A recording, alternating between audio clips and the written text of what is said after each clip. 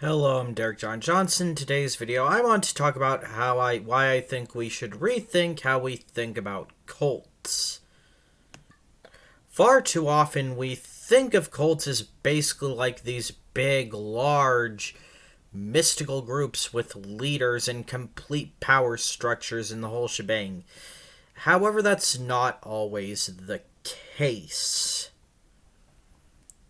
For starters, this whole thing in the media about cults usually having some sort of mystical or, otherworldly belief, not always the case. There's usually nothing supernatural about these groups, though a lot of them do have mystical or otherworldly beliefs.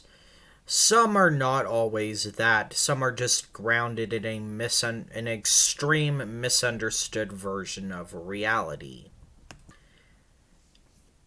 Those can be just as dangerous as ones like, say, Scientology or Jehovah's Witnesses or, Greg Locke's church.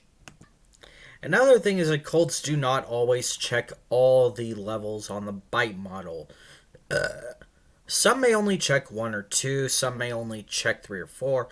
Some may only check a certain section and leave other sections either weak or not even there. However, the key is that they'll check at least some of the criteria on the BITE model, and they'll usually have it at a high enough level to be worrying.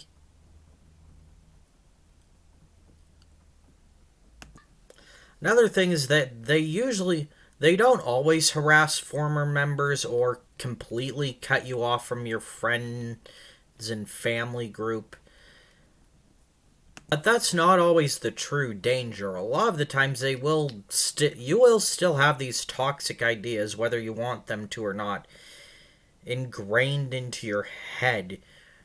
Which is why it's not rare for somebody who leaves a cult to still believe that the cult's belief system is accurate and that it was just corrupted along the way instead of it was never true and has always been used by people who were corrupt or has always been corrupt in some form or manner.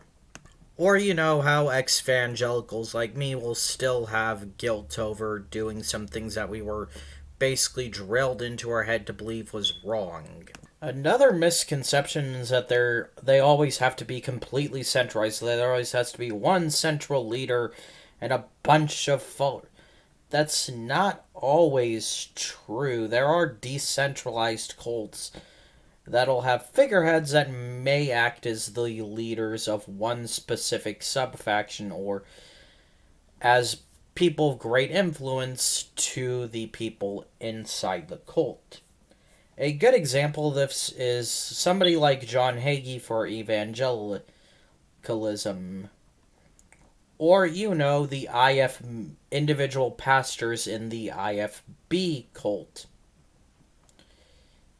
Now, the reason I think of the IFB churches as a cult is because, well, they completely control many aspects of your life. They won't allow you to even have friends or talk to outsiders.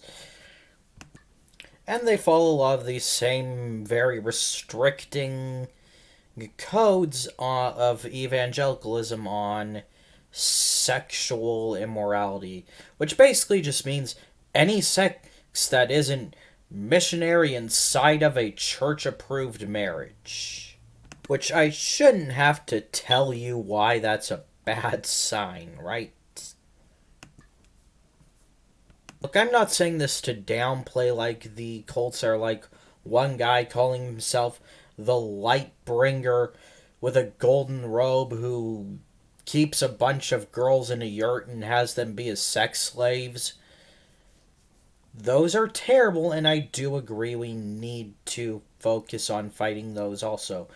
But we also need to, think of these extremist groups and these groups that just follow very cult-like mentality as decentralized cults, because essentially that's what they fucking are, in my personal view. In a future video, I'll outline what I my personal criteria for a cult is. What's a very everyday? Bye.